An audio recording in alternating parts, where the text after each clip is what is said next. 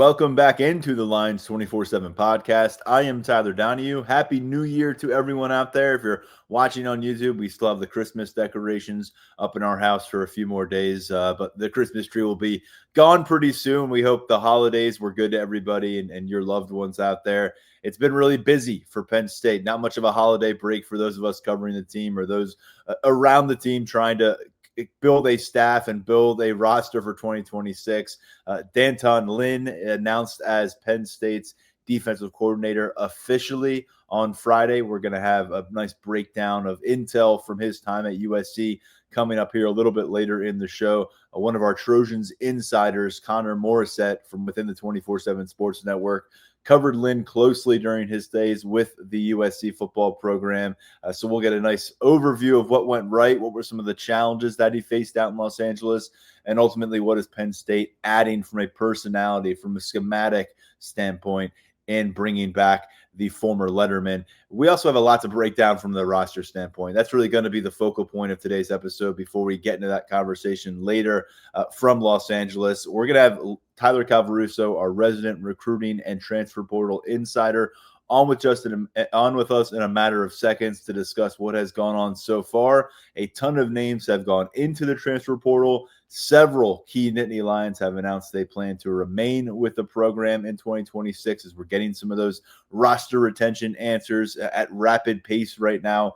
Thursday, Friday, the transfer portal officially opening for 2 weeks on Friday. College football world in a bit of a frenzy, and that goes for our site at lions247.com. Tyler Calvaruso, as usual, leading the charge with our transfer coverage, and he comes back into the Lions 24/7 podcast right now. Tyler, full transparency, we've tried to sit down and record this episode like 3 or 4 different times on a Friday, and each time we near the start of it, something else pops up. A player is announcing they're coming back. A player is announcing they're going into the portal. You're getting confirmation that a guy's going to be visiting campus to take a closer look at this team led by Matt Campbell. And so we got a lot cooking. I'm going to guess by the time we finish recording, some of the subjects we discussed might be old news. By the time you get a chance to hear them Friday evening, Saturday, whenever you hear them. But that's the way of the world right now in college football coverage. Lions247.com is where you want to be locked in. But we're going to do our best, Tyler, to present a lot of developing items on this podcast episode. Yeah, things are going to change by the minute, the second, the hour, however you want to phrase it. That's what the transfer portal is going to be throughout the entire window and beyond the window as guys make visits. So a lot going on right now, a lot to get into. Penn State being aggressive on the first day of the portal as we anticipated it would be. Matt Campbell and his staff have hit the ground running, trying to lock in visits with their top targets. They have succeeded in many cases. Some guys we've confirmed, some guys we're waiting to see if they do indeed make it to town to get into. But no matter what, this weekend is shaping up to be a big visit weekend for the Nittany Lions, and we are going to have, I think, potentially some good news on several different fronts. So it's an exciting time. If you're a Penn State fan, it's an exciting time for us. And this roster, based on the portal activity early on and some of the pieces who've decided to stay around, it's an intriguing one, man. We're 2 days into 2026, and it's already looking pretty solid for the Nittany Lions. Let's talk about where clarity has come for this roster in 2026. And now we're less than 40 hours into 2026, but we're starting to get a better picture for what Penn State could look like when they get back onto the field for practices this spring and ultimately for kickoff next autumn. And since we last recorded, I believe Cooper Cousins was a name that we had said was locked in as coming back, but a couple other key players for the offense and also for the leadership outlook for this team in 2026. Anthony Donko, another offensive lineman. Tight end Andrew Rapplier have announced that they are going to be sticking with the Nittany Lions, guys who were starters in the Pinstripe Bowl like Cooper Cousins was. You work your way down this list more. Davian Collins started every game for this program as a cornerback, has senior eligibility in 2026. He's back. Elsewhere at cornerback, you've got the standout freshman, Darius Dixon, one of the priority premier members of that 2025 class that you wanted to make sure had a second season on campus. He is going to get that. So is wide receiver Kobe Howard, where if you flipped it to the offensive conversation, it's probably Kobe Howard who's at the top of that list, like Darius Dixon at the top of that list on defense. And maybe he's not at the top of the list on defense because Yvonne Kamaju made a nice case for himself at defensive end. He started in the Pinstripe Bowl with Zariah Fisher no longer with the program. And there have been 5 different defensive ends who have left this program since December. He's not going to be one of them. Yvonne Kamaju sticking with the team for a year or two. Some other notable players that have confirmed they are sticking around. Max Granville at defensive end, a guy who was sidelined by an injury this year as a second-year college player, but has a lot of expectations around him still, what he can be as an edge rusher down the road. Alex Tash, a standout linebacker. A lot of his standout moments were in blowout matchups or as a reserve player, but he is a player that you're looking for down the road here at linebacker to develop. Injured to finish the season, did not play in the Pinstripe Bowl. Garrett Sexton, a second-year offensive tackle, guy that has really built himself up from a developmental standpoint, from a physical standpoint. That process will remain in place here at Penn State. And then Vabu Torre, a safety who's going to be a year 3 college player next year. Got a lot of run late in the season against Clemson last weekend in the Bronx. You saw what he can do a bit at safety. He's staying put here in State College. And one of the latest that announced, Quentin Martin Jr., running back who did not play at all on offense through the regular season. And none of those 12 games did he get involved on offense, but a breakout performance in the Pinstripe Bowl, goes over 100 rushing yards with 20 carries. Dejan Lane's another guy who played more than we had been accustomed to seeing in the Pinstripe Bowl. He's at safety. He is also among those who announced and kind of saved this one for last year. Tony Rojas, a guy that I think some of our listeners, some of our board subscribers at Lions247.com were ready to run out of town, it felt like, early in December because of some of the commentary he had about wanting to see Terry Smith kept. Some of the way he's been very vocal and maybe exploring other opportunities outside of Penn State. Through all that, whatever drama you want to describe it as, Tony Rojas, a huge roster retention win for Penn State. So, Tyler, I kind of went through the entire list as we currently have it here on Friday at about 1:54 p.m. in the afternoon. One other name I should say, Ryan Barker. 2 years now as a starting place kicker, one of the most consistent specialists in college football during the 2025 season. He is also staying with the Nittany Lions. So take it wherever you want. I gave you a lot of names. Some of them are down to their last year of eligibility. Some of them are just coming off freshman campaigns. Who stands out to you most so far in the roster retention conversation? Probably started with Rojas and Barker just because they're vets. I know Ryan Barker's still on the younger side, but his consistency, tell you what, he kicks like he's a veteran, that's for sure. Those 2 guys, to me, huge keeps for Penn State. Rojas, I know he's coming back from the injury, but he's going to be a crucial member of that defense in 2026. D'Anton Lynn, that's a big win for him right off the bat, keeping a talent like Rojas around, because when Tony Rojas is at his best, which I think we saw him coming into that kind of his own this past season before he went down with the injury, we know he's a ball player and we know he can contribute at a high level in the Big Ten. So that's a big keep. I've waxed poetic about Barker for like the last 4 episodes. So like I said, it's a good keep there. I'm not going to get into why he is so crucial. The younger guys, man, that's where I think the lifeblood of this is on the roster retention front for Penn State, because Matt Campbell and his staff have done such a good job keeping around the top young talent on this roster, the highest upside young talent on this roster. It hasn't all been roses. There have been some losses, but there have been plenty of retention wins. And I think the guys specifically that this Penn State staff has been able to keep, those wins overshadow the losses. Because, I mean, Kobe Howard, Yvonne Kamaju, Darius Dixon, how much time have we spent talking them up as potential key pieces for this program in the future? I mean, Kobe Howard flashed what he could do throughout his true freshman season. He's going to have every chance to be a focal point in the passing attack for Penn State in 2026, regardless of who comes in coming out of the portal. Yvonne Kamaju is going to be a key piece on the D-line. Max Granville is coming back from injury, and he's returning to Penn State. Those 2 on the defensive line, just massive developments that they're sticking around. And Darius Dixon in the secondary, I was very candid about him during the summer coming out of media day.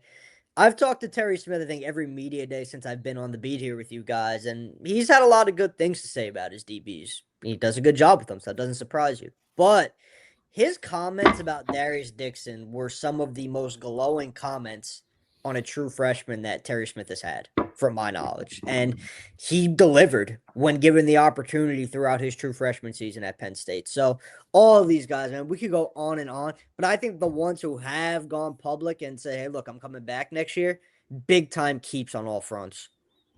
Yeah, I'll just kind of expand on what we heard early in the process. Some of these guys have just kind of announced in the last 24 hours or so. A little bit earlier in the week with Cooper Cousins, Anthony Donko, and Andrew Rapplier.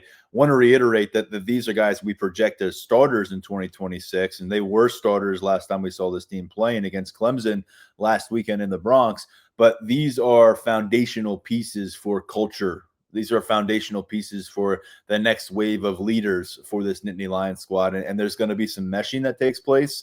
We're going to get to it soon in this segment with Tyler. There will be Iowa State standouts who are going to make their move, follow Matt Campbell to this campus, and they're going to kind of be ingrained in this locker room DNA and what they all want to accomplish together in 2026. But when you're talking about some of the holdovers from this roster in 2025, guys who experienced some significant lows together, but also were able to help rally things and finish on a high note, there's going to be a significant group of them here. Antonio Rojas is a part of that. We'll see if that kind of leads us to believe that Omari Campbell remains in place here, because for a long time we've discussed how Campbell and Rojas are close friends. They've kind of played off each other on social media during recent weeks about what they're going to do together in 2026 and if that's going to be here in State College. And if you get both those guys at linebacker, that solves a lot of concerns, I think, at the top of this two deep and starts to let you build some depth pieces around the situation, because you're losing Keon Wiley to the transfer portal. Other guys that are young haven't really panned out. Kari Jackson, Anthony Specca moving on to the transfer portal. You've got this freshman class on campus right now that you think highly of, but it's still a group that's going to need some transfer pieces, I think. But if you're able to get Campbell on board with Rojas and having one of them already is huge. And don't sleep on Davian Collins. I think from start to finish, he was Penn State's most consistently impressive perimeter cornerback this year. So to get him and Darius Dixon back on the outside, feel really good about what you're doing in the secondary. And Lane is a guy at safety who it's never really been put together for him at one specific period at Penn State. I think he's kind of been that second teamer for the most part. He had to step up because Zaki Wheatley opted out last game, and so we saw more of him. But he is somebody that is really a tantalizing physical player that we've been talking about since his prospect days coming to campus from the Baltimore area. So I think keep an eye on all these dudes, but there's just a few that come to mind. I think getting Ivana Kamaju back on campus when you knew you were losing Chaz Coleman, when you know Jalen Harvey's exploring the transfer portal, where Zariah Fisher's looking to use his 7th season on a different campus via the transfer portal. You just run out of familiarity there at defensive end. And all of a sudden with Kamaju, guy who played 250 about snaps as a freshman, you feel like you've known what you got there now a little bit more, especially as you're going to a transition for a new defensive line coach. By the way, more on that new defensive line coach over at Lions247.com. We're going to table some of the new staff conversation for later here in the early stages of January. We'll get into that here on the Lions 24/7 podcast with some of our other guests down the road. As I said, stay tuned this episode for more on Lynn coming on board, a defensive coordinator, and what he has accomplished so far in his career at the college level. Tyler, when we talk about players who are leaving Happy Valley or at the very least submitting their name into the transfer portal for conversations that could lead them to leave the Nittany Lions, it has also grown in a hurry. You know, some of those names surfaced before kickoff in the Pinstripe Bowl. That included Chaz Coleman at defensive end, Elliott Washington at cornerback, A.J. Harris at cornerback, Alex Birchmeyer and Kari Jackson, a couple younger players, and Daniel Jennings fits into that as well. Guys who didn't do much on the field this year, but impact some depth things for you. But as I mentioned, Keon Wiley, linebacker, a guy who was essentially your 3rd or 4th linebacker down the stretch, he is moving on. Anthony Ivy moving on. Beckham Kritza, freshman quarterback. So is 3rd-year quarterback Jackson Smolik. That surfaced here on Friday just as we were sitting down, that he is heading to the transfer portal as well. Ethan Grunkemeyer, one of the headline names who is going to the transfer portal from the 2025 roster. And so you kind of wash away your quarterback outlook, and we'll talk about that in a second. but you're resetting things a bit at quarterback. And then another position where you're dealing with some movement is the offensive line. We mentioned some of those guys who are going to be back for you, but TJ Shanahan started 5 games this season, started the Pinstripe Bowl. Does he end up following Phil Trautwein to Florida with the Gators? Looks like it may be headed in that direction, but he is going into the transfer portal. So is Egan Boyer, a very promising second-year offensive tackle, guy that Phil Trautwein really bragged about being able to build up in recent years. He's going to the portal. And so is Javen Williams, a former 5-star player. He's played some tackle, played some guard, never really came together for his Penn State career in game action. Luke Reynolds at tight end, the guy who did start a bunch of games here in 2025. Unlike Rapplier, he is going to poke his head around other options. Sounds like him and Virginia Tech may be a match. He could be reunited with former head coach and former tight ends coach Ty Howell and James Franklin pretty soon down the road, it seems like. And kind of a surprise for me, at least, Tyler, a name that popped up here on Friday, King Mack.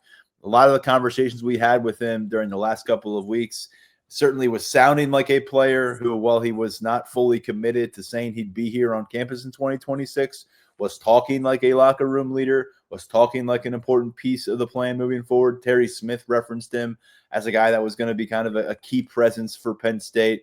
But King Mack, who started the majority of games alongside Zachy Wheatley at safety for the 3rd consecutive offseason, is going to be using the portal to find a potential new home at the college level. Last year, it brought him back to Penn State. I know there's a lot of other names there that we can get into, Tyler, but generally speaking, among the guys who've actually been on the field for Penn State, whether it was a starter role, whether it was a second team kind of role, who do you think are the most obvious glaring exits right now that Penn State's dealing with? King Mack caught me in that regard. I think some of the feedback from him, the quotes, everything, and asking around sounded like he was going to be back next year, but he is opting to seek another fresh start elsewhere. You know, Anthony Poindexter going down to Tennessee, joining Jim Knowles on that coaching staff. I think that's one to keep an eye on. Mack was a contributor. You know, I think he would have been a contributor again for Penn State in 2026. So it's not the biggest blow you could have possibly suffered, but it is a blow because he's a talented kid. I think he's a kind of player whose skill set would have worked out in some capacity in D'Anton Lynn's defense because he could just do so many things. We've labeled him a Swiss Army knife kind of player. How many times? So King Mack is a guy who I think he'll be missed in State College, but it's not one Penn State can't recover from, especially considering that the Nittany Lions are in good shape with Iowa State transfer Marcus Neal Jr., all Big 12 safety. Actually, I'm not quite. I got to double check if he was all conference, but he had a breakout year as a sophomore. That's a guy Penn State really, really likes. So again, Mac, it's a loss, but it's something Penn State can rebound upon. Then some of the other losses, you know, like a guy like Egan Boyer, that was a player Penn State would have liked to keep around because there was maybe not, you know, as a starter next year because there's going to be competition on the offensive line no matter what. But Boyer had a lot of traits the new Penn State staff liked. Remember, he came to State College 6'8", just a tick under 240.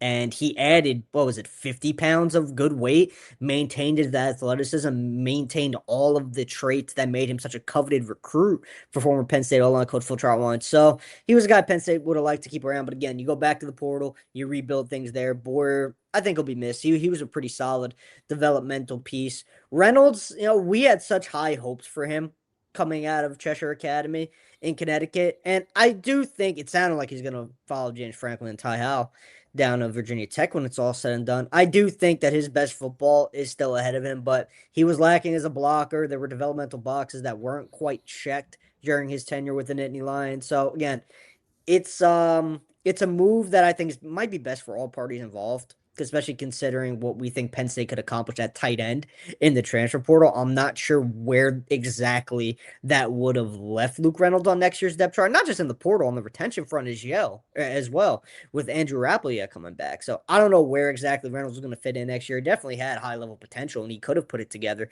He's going to be doing that somewhere else. So those are the guys that really stand out to me on the most recent departure front. Cam Wallace, you know, we had high hopes for him at one point. He just battled injuries. I think he'll be a good running back at a lower level. He's just another guy who popped into my mind just now. But you actually just mentioned that another running back, as according to a report from ESPN, as we're recording here, Corey Smith. Got to be hitting the portal, and that's another notable one. He was the guy who actually started at running back in the Pinstripe Bowl. They worked to get him some work during the first half. Wasn't very effective in that role. Then you saw Quentin Martin really take over and lead the way at running back during the second half of that game, en route to 100 rushing yards for him. Those were the two freshman running backs brought in with that 2024 class. They both took redshirt status. So you've got Cam Wallace, who was a redshirt sophomore. You've got Corey Smith, who was a redshirt freshman, a couple departures from that room. We know that Nick Singleton, Katron Allen are moving on. I think there is so much to sort through. And I personally, I'm wary of putting too much overwhelming stock in Quentin Martin based on what we saw in the Pinstripe Bowl against Clemson, because you need to see it on a repeated basis. But I certainly think it was a step forward for him and for the staff's evaluation. And I certainly think it helped him at the negotiating table when determining what was next for him with the Nittany Lions. And ultimately, it seems like he thinks this is his best situation for 2026, monetarily perhaps, but also the ability to make an impact on the playing field, as things are wide open at running back right now. And maybe he gave himself a bit of a head start with what he was able to do in New York City last weekend. I'm with you on Reynolds. To me, he has the highest ceiling of anybody in this tight end room, really of anybody that you would have brought into this tight end room. But does that ceiling come together this year? Does it come together at the college level? He's always going to be a really special athletic specimen in terms of being a balanced tight end who gives you a chance to win repeatedly on reps in the Big Ten and ultimately win the biggest games on your schedule.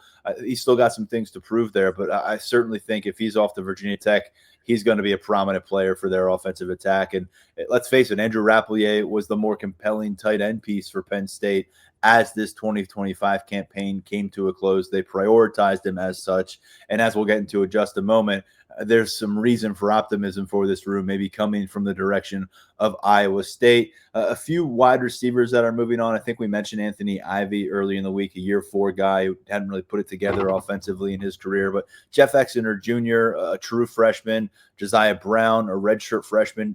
Injuries have been a problem for him going back to high school. They are also among other players who are moving on. And I don't think we should gloss over it. I think we probably anticipated this was going to be the case.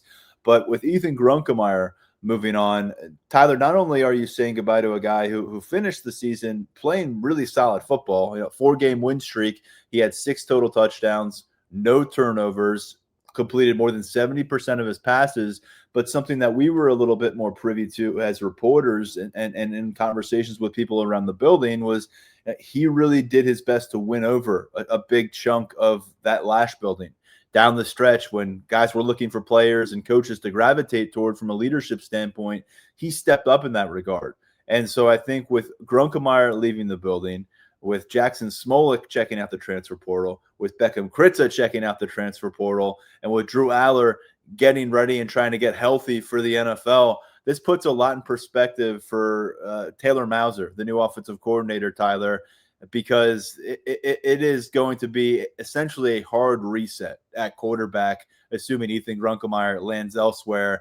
And we can kind of segue that into our targets conversation here, because the most obvious target for Penn State since Matt Campbell came on board 3 weeks ago or so has been quarterback Rocco Becht, a QB1 at Iowa State for the last 3 years, now officially in the portal and officially garnering crystal balls from our experts at 24/7 Sports to end up with Penn State in 2026.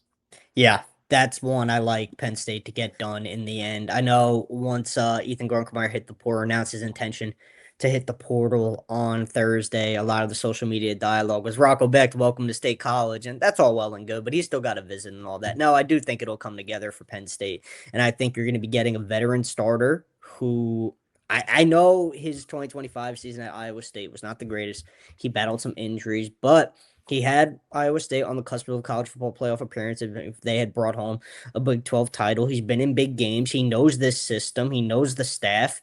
I think he's going to be working with maybe, I don't necessarily want to say better wide receivers than he had at Iowa State, because that'd be an unnecessary kind of shot at the Iowa State wide receiver room. I think it's going to be a very talented group of wide receivers that he's going to be working with in State College, assuming he does indeed land with the Nittany Lions. And I think some familiar faces that he was throwing to during his time in Ames have a good chance to follow him and join him in Happy Valley. So assuming Becht is indeed the guy under center, I like it.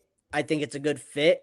I know, again, some aren't quite as bullish on him. I think it makes a lot of sense for Penn State on several different fronts. He is one of many former Iowa State players we are keeping an eye on this weekend. I brought it up earlier. That's going to be a big visit weekend for Penn State, and he's part of that group that we're keeping the ear to the ground, we're charting closely as, hey, when does he arrive on campus? Yeah, Rocco Beck, the guy that has done it on the field for Matt Campbell. He's done it in the locker room. One of those building block kind of pieces, I think, when you view a new staff trying to transition things toward their culture, it helps to have that established leader at quarterback. And you're going to have a significant segment of this room that's used to hearing from a guy like Drew Aller, more recently Ethan Grunkemeyer in that situation. But you get a guy here in the winter, you got a nice launch pad for several months to try to get everybody on the same page with where that voice is coming from, who that trigger man is for your offense. And as you said, right now, signs certainly pointing toward Rocco Beck taking over that role for Penn State when it's all said and done. But he's not the only quarterback who is involved here with the former Iowa State staff that is now set up shop at Penn State. You have some reporting over at Lions247.com about a younger Cyclones QB who's also taking a close look at the Nittany Lions.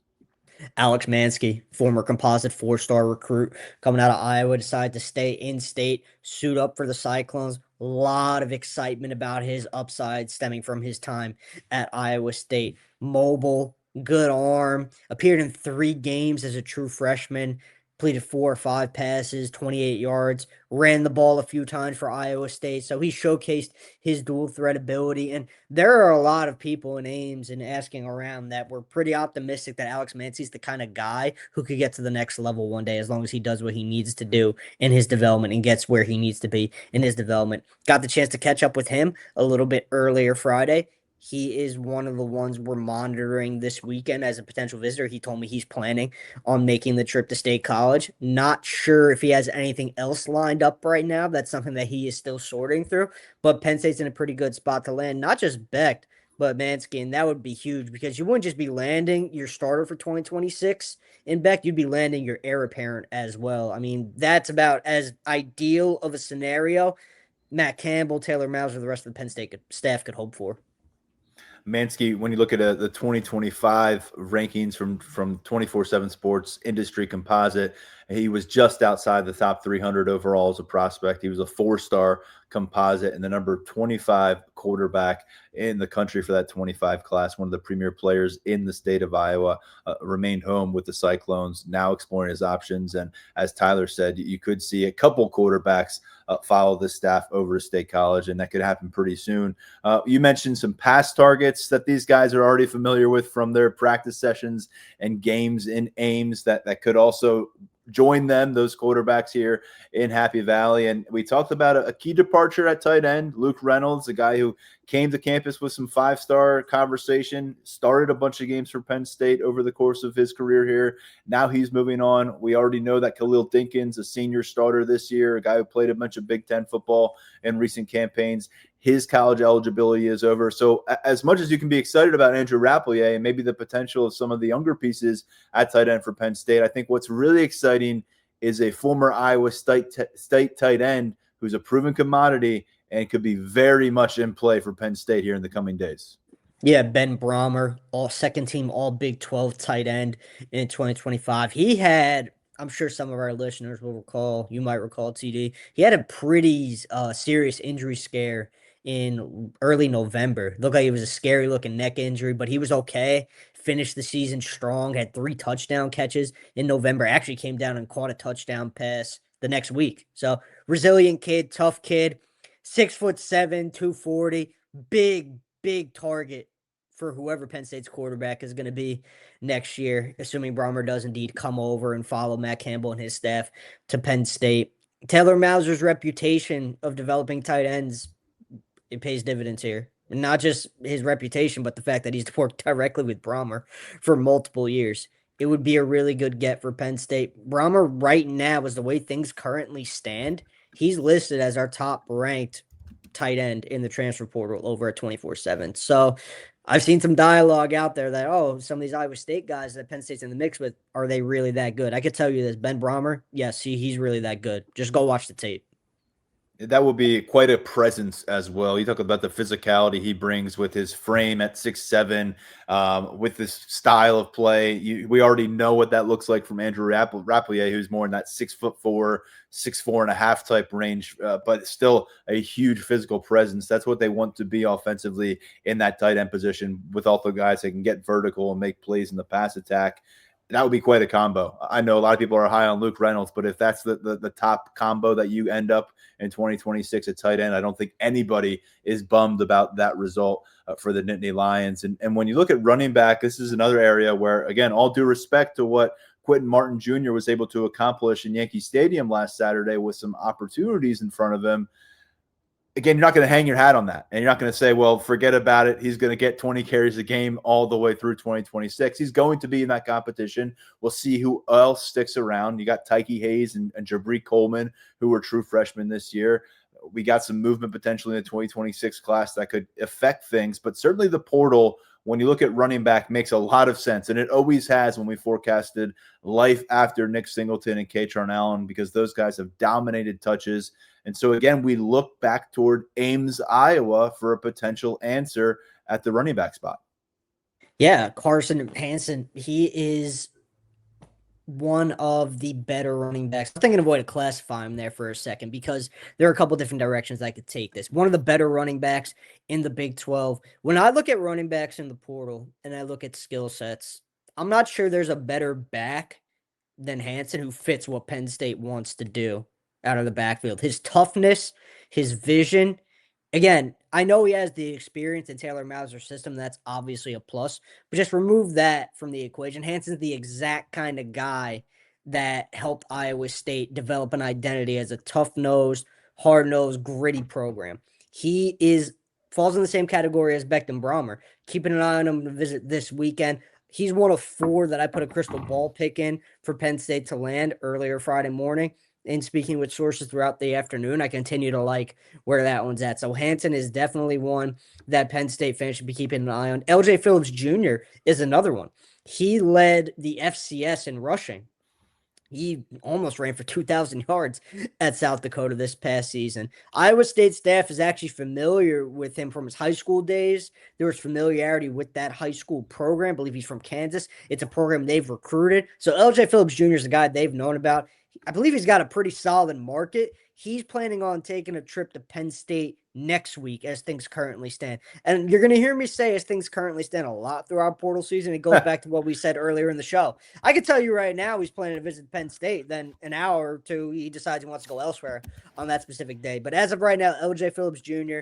planning on visiting. Hansen, another name we have circled. And in the immediate, Hansen's the one to keep the closest eye on for sure. Phillips with some big time numbers at a lower level of football. Gaudy numbers. You look at Carson Hansen at the Big 12 level for Iowa State the last couple of seasons, 21 total touchdowns since 2024, over 5 yards per carry in each of the last couple campaigns. He was right around 950 total rushing yards and a 5.1 average as a junior in 2025. A veteran to watch there at the running back position. And there's also an Iowa State veteran to keep tabs on at defensive back as well. And we know, you mentioned it earlier, Anthony Poindexter, longtime safeties coach here with the Nittany Lions, reportedly set to join Jim Knowles down at Tennessee, continue his career in the SEC.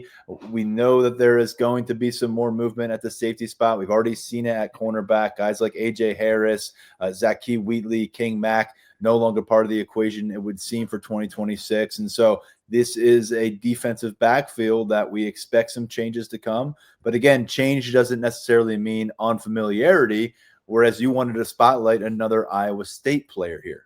Yeah, Marcus Neal Jr. is definitely at the top of Penn State's safety wish list in the portal. There are some other guys we're monitoring, but make no mistake about it, Marcus Neal Jr. is the one the Nittany Lions really, really want to bring to State College, and I have every reason to believe that they're in a strong position to do just that. There's plenty of optimism surrounding his desire to reunite with Deion Broomfield in Happy Valley. Put it in a pick to reflect that on Friday morning. Again, he's part of that 4 that picked up crystal ball predictions from me, and he's definitely not going to be among the last, man. There are, I think, a bunch more crystal ball picks coming in favor of the Nittany Lions here as portal really starts to play out. But back to Neal, talented kid, sophomore season this past year was his best yet. really came into his own on the back end of Iowa State secondary. Guy who's definitely trending upwards in his development, a development that was directly overseen by Deion Broomfield, and having the chance to work with him again at Penn State is something that very much appeals to the Georgia product. Excuse me, he's not from Georgia. I was thinking of someone else. Ignore that. But anyway, no matter where Marcus Neal Jr. is from, really intriguing safety that Penn State fans need to be monitoring closely. Tyler, we probably buried the lead, but four of those guys that we just talked about from Iowa State, you have crystal ball picks in for them to end up with Penn State in 2026 in the freshman in the transfer class, I should say. Rocco Beck, that quarterback, Carson Hansen at running back, the tight end Brahmer that you discussed, and then Marcus Neal Jr. in the secondary. All four of them you currently forecast to end up in Nittany Lions uniforms in 2026. And then there's other guys we're monitoring. Like you said, there's a younger quarterback in play.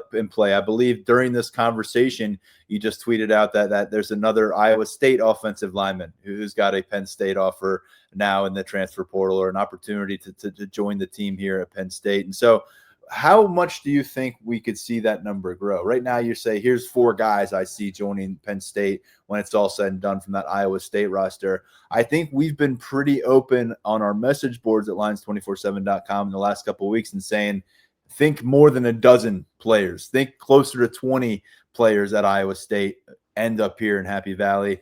Do you think that's still the realistic outlook as we really see this transfer portal window open up and this staff react and this staff maybe start to look back towards the campus it just spent all those years at? Yeah, when we did our VIP chat on, what was it, New Year's Eve, someone hit me with 10 as the over-under, and I said I'd lean towards taking the over. I'm still very much leaning that way at this point. I think that's going to come to fruition for Penn State based on all of the early intel that we've been able to gather. It's a combination of Penn State being an attractive option on the familiarity front, with a lot of these guys knowing the staff. There's playing time up for grabs. There's fit is a big deal. They know they could trust the Iowa State coach who have come over to Penn State. So yeah, that number that was tossed out there at 10 over, I'm sticking with it if I was a betting man. When we talk about players who are not from Iowa State, and there's plenty of them who are in the transfer portal, Tyler, and we're going to learn a lot about these names, but who were some of the early names standing out? And I know that you wanted to really spotlight a linebacker from an FBS program, and additionally, guys making his way up from a lower rung of the ladder here in FBS at Tulsa on the defensive line. And I think one name I didn't get to early enough here and really at all was Xavier Gilliam, defensive tackle, who was number 2 in reps at that position behind Zane Durant this year. It was Alonzo Ford, a senior, who started, I think, 11 or 12 of 13 games total. But Gilliam, who did start against Clemson in the Pinstripe Bowl, was number 2 in snap reps. He was a guy that really flashed some of his athleticism over the course of his redshirt freshman season. He is one of the more notable names who is in the transfer portal. Has not ruled out a potential return to Penn State. But I'm thinking these two positions that you're going to focus in here, linebacker, defensive line, there needs to be a pretty significant list at both of these spots, considering what we know about those position groups right now on January 2nd and what needs to happen between now and when the team hits the field for more game action late August, early September of 2026. Man, I forgot about Gilliam. He slipped my mind for a second because he hit the portal last week. So it's like, or earlier. I don't even know when he hit the portal at this point. So much stuff has happened. What is today? Yeah, what? I don't even know, man. But I would have touched on him earlier. That was definitely a loss. There were a lot of people inside of Lash who love what Xavier Gilliam could have brought to the interior of Penn State's defensive line moving forward. But there are portal fixes out there. The interior defensive line is going to be a big talking point throughout portal season. Penn State is going to be aggressive at the position. Some names have surfaced pretty early in the mix. Joe Hajeli from Tulsa. He is planning on visiting beginning Monday next week, early next week. 46 tackles, 2.5 sacks in 2025.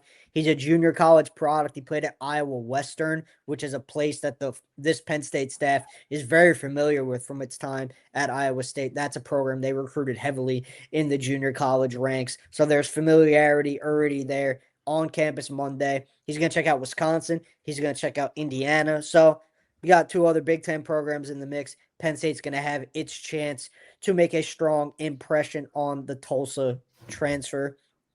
Elsewhere on the defensive line, another guy who kind of came into our focus a little bit later in the day, and there's still plenty of day left, so I anticipate some more D-tackle names will pop up as potential targets. But Naquan Crowder from Marshall, he's in the portal. He played his high school football at Aliquippa out in western Pennsylvania. We're tracking down and seeing what his potential visit plans are looking like. He's a guy to keep an eye on. One of those space-eating, run-stuffing type DTs that Penn State would really, really like to add into the mix. Another guy who falls into that category is Cody Siegler from Arkansas State. He's in the portal. Penn State involved there early. He's got a market though. SEC, ACC, you name it. A lot of programs in on Corey Siegler early in the game.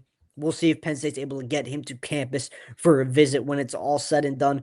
Linebacker so far, still sorting through that. The big name to know right now is a UConn transfer whose name I need to pull up because I'm blanking real quick. 1 second. This is what Omar happens. Diomande. Omar Diomande. This is what happens when you get text from people about new portal offers in the middle of the podcast, people. I'm telling you right now, Tyler, if you felt like Tyler was just sitting on his hands wondering what to do with himself during the coaching search because there was nothing happening in recruiting that was positive, he has now hit the opposite end of the spectrum where this guy can't look away from his phone. He's juggling 8 different names at one time. So to get him to sit down on the podcast for a span like this is an accomplishment in on its own. Won't hold it against you for not having that name directly available at the top of your mind. Yeah, for those who are watching on YouTube and see me looking away at different points during this podcast, just know I'm not aimlessly scrolling on my phone. I promise you that. But Omar Diomande, he's from the Bronx, so he's got that regional tie. Man, he was productive this past season. 100-plus tackles, 116 was the number, 60-plus solo stops, 5 sacks. He's another guy. He's got a heavy power 4 market right now. UNC, SMU, Northwestern, you name it, they're in. But Penn State is going to get him to campus for a visit right now as things currently stand on Wednesday of next week. He's regional. There's appeal there for sure in that regard. There's some whispers he might like to continue his career a little bit closer to home if possible. But in that same sense, he's also interested in following Jim Mora to Colorado State. They have a good relationship. Former UConn head coach, now out in Colorado leading the Rams. So that is an intriguing option potentially an intriguing option for Diomande. But Penn State is going to get its crack in the middle of next week. This is wild, man. A lot of moving pieces. They're coming, they're going. Some surprises. I'd say overall, right now, you're looking through the first 48 hours or so of significant announcements for players' decisions. I think Penn State's on a positive end right now when you kind of look at the whole net reaction to everything. But we got a ways to go. There's a lot in flux, and we'll continue to keep tabs over at Lions247.com, especially you, my friend. Tyler, really appreciate your perspective on all things transfer portal. By the time people listen to this, some of it's going to be old news, like I said, but we've got you covered over at Lions247.com every step of the way through this process. And right now, get on board for 50% off VIP access. Thanks, Tyler. I think we'll be having you on the podcast quite frequently in the coming weeks. Yep, looking forward to it, man. Thanks for having me back. As promised, this episode of the Lions 24/7 podcast continues with focus on Penn State's next defensive coordinator, D'Anton Lynn. I know we've given you a few different pronunciations for his name. D'Anton Lynn is what we're going with right now because that's what we're told is the correct one. We hope to get the chance to meet Lynn here in person in Happy Valley eventually here as he gets settled into his alma mater. But we're going to learn a lot about where he's coming from right now because Connor Morissette, who covers the USC Trojans football program for our 24/7 Sports Network, hops on board with us on the podcast right now. Connor, appreciate your time. I know that we're all jumping into the transfer portal, and you're busy with that, and we're busy with that. But thanks for setting a few minutes aside for us to break down this hire for Penn State and this staff change for USC. My pleasure, Tyler. Great to be with you. Thanks for having me.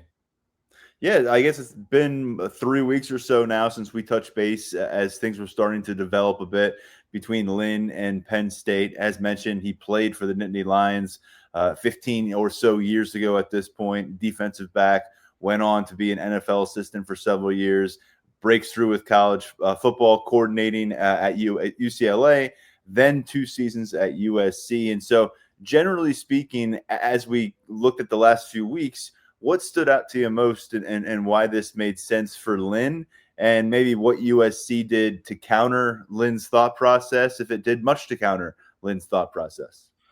Well, what's so interesting, Tyler, is that we did this dance a year ago where under James Franklin, Penn State was looking for a new defensive coordinator, and Lynn was the hot name, and USC really wanted to keep him around, so they gave him a better contract, and he ended up sticking around. And now here we are, and he goes to Penn State after this season. And so USC's defense wasn't perfect this year, but Lynn was brought in to improve that unit after Alex Grinch had a really tough time at the end of 2023. So that's what he did, and he deserves credit for that. I think what really happened inside the USC building is they brought in the new general manager, Chad Bowden, and Lynn and Bowden didn't really see eye to eye on some things, because on paper, you'd ask, why would Lynn want out after a season where USC's defense took a small step forward from where they were a year ago, but the team went from 6-6 to 9-3. They bring in the number one recruiting class in 2026. On paper, it was a little unclear why the time was right for Lynn to leave when it seemed like he had a good thing going at USC. But what we've heard is internally, just the general manager at USC, Chad Bowden, just has a lot of power, a lot more influence than other general managers in college. And sometimes that would lead to a clash inside that building. And so why would he leave? That is one of the main reasons. He just wanted a different structure, and he's going to get that at Penn State. Is your sense when you talk about that, and this is a new dynamic of college football now across the national landscape, the front office, coaching staff angle, and the potential for a clash there, are we talking schematic differences? Are we talking about roster construction differences, allocation of NIL type of stuff? Any sense about maybe where the hangup was particularly? Well, what's interesting is that, like I said, USC signed that number one class, and that's general manager Chad Bowden's one of his main responsibilities. So you just think, okay, well, it seems like he's doing a pretty good job. I think just what a difference a year makes, where Bowden wasn't here the year before, and Lynn would communicate with Lincoln Riley, and they had a different general manager, Dave Emmerich, but it was really the coaching staff who was making the push and recruiting and roster building. And it was way more of a collaborative effort where the coaching staff just had a lot more power. And this past year under Bowden, it's totally flipped, where Bowden has the full backing of the administration, and he is like, Riley still has power as the head coach, but Bowden has a lot of power himself. And it's more like an NFL model where he is the guy who's doing a lot of these talent evaluations. He's the one who is dealing with the contracts. He's the guy who's kind of picking the groceries and allowing the coaching staff to work with what he's had. And he's only been here a year. So a lot of the roster from last season for USC was already set in stone by the time Bowden got there. So I think some of it is just the recruiting philosophy. Some of it is the roster building philosophy. And Lynn, when he's had his most success, it's been with transfer portal, more experienced players. And USC, there's been a push to get younger and really try to recruit the high school level the best way you possibly can. And with what Lynn wants to do, if he doesn't trust you, you're not going to play. And so I think there was a little bit of a clash there, where the more experienced players weren't necessarily being as prioritized as that high school recruiting. And we could have an hour-long podcast about the best way to build a roster. High school recruiting is obviously really important, but I just don't think Lynn liked the structure of it. And I hope I answered your question. I think it's a little bit of a combination of everything, where the recruiting process changed a little bit, where Bowden was more in charge. The coaches still had a lot of power because they were recruiting these guys, but it was just a different kind of dynamic, and I don't think it sat well with Lynn at times. The last couple of coaching cycles, there have been some kind of headline-grabbing moves for USC and Lynn. Last winter, it was because he stayed put in Southern California despite interest from others like Penn State, and made him one of the more financially rewarded coordinators in college football, as far as we understand it. The year before that, of course, was because they made that cross-city splash, reached over, took him away from UCLA, where he had a lot of success in one season as their coordinator, and then made him their defensive coordinator. That was after the 23 campaign. Can you take us back to the initial introduction for Lynn at USC and what the significance of that hire was for Lincoln Riley? Oh, it was massive. I wrote the story when Lynn left UCLA and took over at USC. So at the end of 2023, USC was allowing an average of 34.5 points per game. They were in the bottom 30 in the country in nearly every statistical category on defense, including 120th in rushing defense and 107th against the pass. The defense at USC was terrible. And D'Anton Lynn came in, and in 2024, with a defense that had some decent players, but dealt with a lot of injuries and wasn't exactly where you'd expect a prototypical USC defense to be. And Lynn leads them to 24.1 points per game allowed, which was 56th nationally. They were 53rd nationally in rushing defense after being 120th that year before, 98th nationally in passing defense. So there was a massive improvement. And it wasn't an elite jump. And this past season, USC had similar numbers where it wasn't a top 20 defense by a lot of metrics. But remember, when you're working under Lincoln Riley and that air raid offense that Riley runs, like there's a reason it's been really hard for Riley coach teams to have good defenses. And some of that is just because the offense is so prolific and you're scoring a lot of points and putting the defense on the field a whole lot. So Lynn was brought in to just make USC's defense competent at first. And that's what he did. The hope this past year was to make a jump from competent to elite. And that didn't necessarily happen. But I think USC fans can be a little bit misguided where Lynn is leaving and they're like, oh, he didn't do what we brought him here to do this past season. The defense wasn't good enough. Where anytime you go from 6-6 to 9-3 and put up the defensive numbers that USC did with some of the injuries that they had and just some of the lack of talent that they had on this roster on defense, I give Lynn a lot of credit. Was it perfect? No. The Notre Dame game was really ugly, especially against the run. They couldn't get a key stop in Oregon at the end when they needed it, but they pitched a lot of second half shutouts in the second half of the year. And against offenses who weren't as prolific, they did their job, which in years past, USC was giving up 1 million points to offenses that weren't very prolific. So it was a big hire at the time. The hope was he'd turn the defense around, and I give him credit because I think he did that.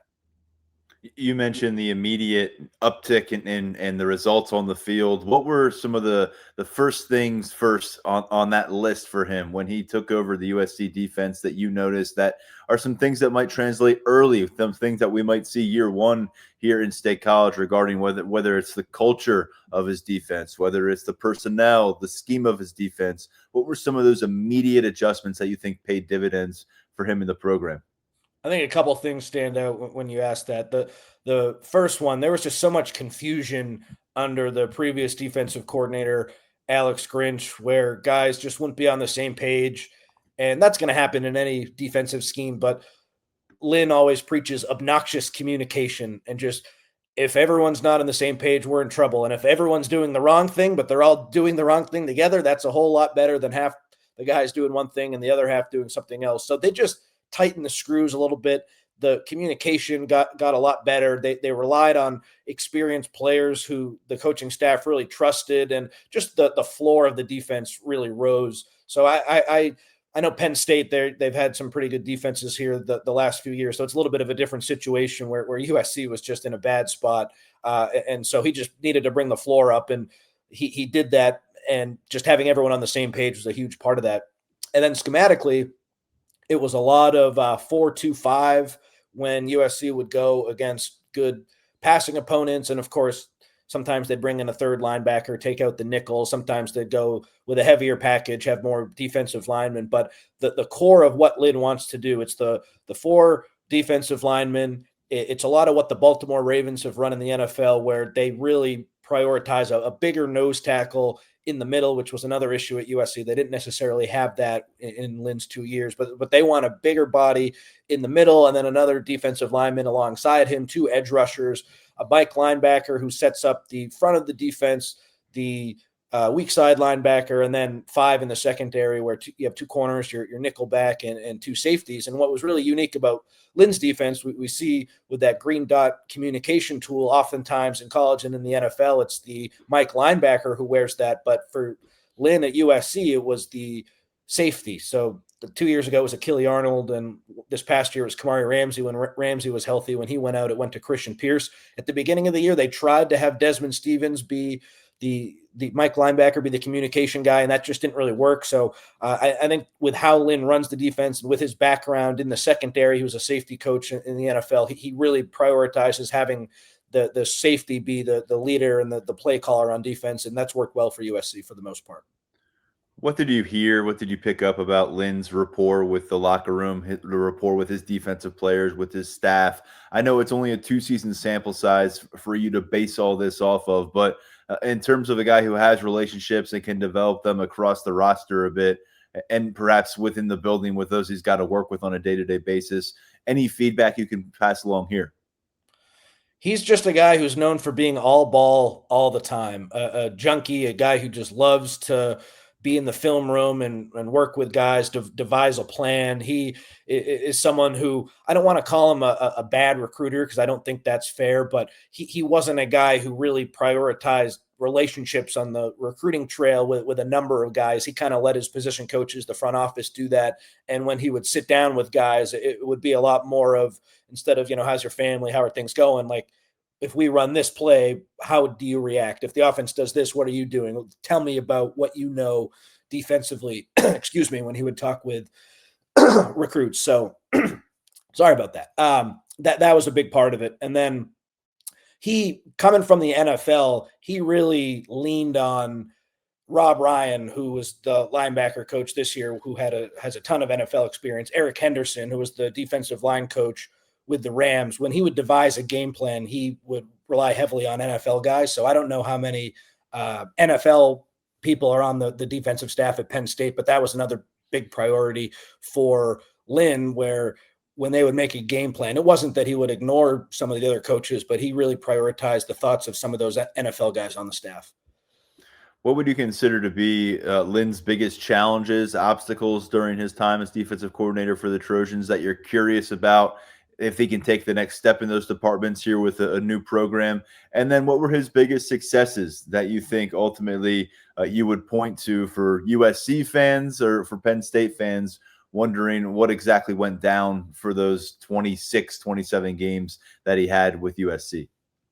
I think the biggest challenge, they haven't had a great pass rush, especially against Big Ten opponents. And when Lynn had Latu at UCLA, the pass rush was really good. And I think one kind of disappointing part of it, like the best defensive line in college that Lynn's coached was at UCLA that first year. And any coach is going to be better when you have really good players. So the fact that he comes to USC and then the defensive line is just never able to get to that level was disappointing. But I don't really blame Lynn too much for that, because at UCLA, he just had better players. So there were some bright moments, but especially the edge rushers the past couple of years, they just weren't really what you would expect a classic USC defense to have. And Lynn, he's just he does so much more just because of his background in the secondary and the play of the back end for USC for the most part has been pretty good over the past couple of years. Some of the stuff up front has left a little bit to be desired, and that is partially on him, but it's also, I think, because of some of the personnel that they've had. And then when I point to the successes, I mean, I just think raising the floor from where they were is a huge part of it. And I think they shut out Iowa in the second half. They shut out Nebraska in the second half, Northwestern in the second half this year. The halftime adjustments for him were brilliant this season. And I mean, they weren't able to do that against some better opponents like an Oregon, like a Notre Dame. Those two teams still had success against USC in the second half, but a couple of years ago, USC wasn't having success against anyone. So I give him credit for that. I give him a lot of credit for the secondary being solid, and just the safety play at USC has been really good. Bishop Fitzgerald was an All-American this year. Kamari Ramsey, when he's been healthy, has been awesome. So I would just expect at Penn State to have some really good safety play. The back end play should be pretty secure. And then where you want to see some improvements or some of the defensive line stuff. We'll finish with this, Connor. I'm not asking you to name any specific names. It probably wouldn't be fair to do unless there are guys who have been public about their thoughts here. But is there a chance where Penn State sees some USC defenders follow Lynn to State College as he kind of puts the pieces together in his new puzzle? There's a lot of changes with the new head coach and Matt Campbell. We're expecting a lot of Iowa State transplants to end up here in 2026. Do you think there's a chance for some roster flow from Los Angeles to Happy Valley because of this? I haven't heard any specific names, but I think in this climate, there's always a chance. And the portal is open today, Friday, January 2nd, when we're recording this. USC currently doesn't have a defensive coordinator. There's talks that their edge rusher coach might become the defensive coordinator at BYU. So, like, there's a lot of moving and shaking at USC. And I think I would just say, let's wait for the dust to settle and then see sort of who USC brings in, how the players on the current roster react to that. And then potentially I could maybe see a move here or there. But USC has already re-signed a lot of their top guys for next year. I don't exactly know how binding those contracts are. We've heard some rumors that if some of these coaching changes go down the way that it looks like they're going to go down, some guys who have re-signed may say, hey, this isn't what I signed up for a couple of weeks ago. I'm going to jump in the portal. So I think, like, you look at Eric Henderson at USC, he is the defensive line coach. He's a relationships guy. He's why Jakeem Stewart is at USC. There's no one on the USC roster that I think would say, like, I'm really tight with D'Anton Lynn. I'm wherever he goes, I'm going. Where I think if Eric Henderson were to leave, you might see something happen like that. So off the top of my head, no, but would I be surprised if someone in the secondary made a jump to be with Lynn just because of how well he's done coaching that position? That wouldn't surprise me, but right now I don't have any concrete information or any names as to who might follow him at this time. Well, we appreciate all your perspective that you were able to provide us here regarding Lynn, and we'll get to know him more in the coming months as they eventually get to the spring practices and preseason camp, and hopefully we'll have a chance to chat with him here from a reporter angle pretty soon. But thanks, Connor. Connor Morissette covers the USC Trojans for 24/7 Sports. Enjoy this transfer portal season. I know that we will too here, and thanks for the back and forth these last few weeks. My pleasure. Thanks for having me.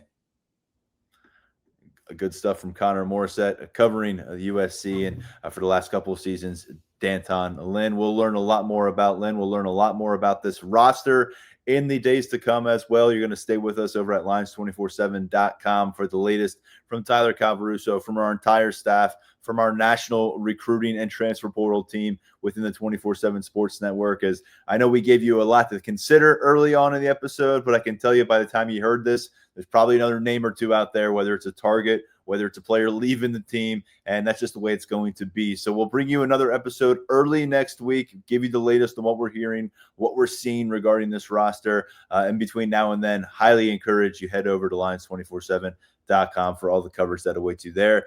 Big thanks again to Connor. Big thanks to Tyler Calvaruso before that, breaking things down with early portal movement and a couple predictions for guys who he thinks will end up in the Nittany Lions uniform in 2026. For now, stepping aside, I am Tyler Donahue, and this has been the Lions 24/7 podcast.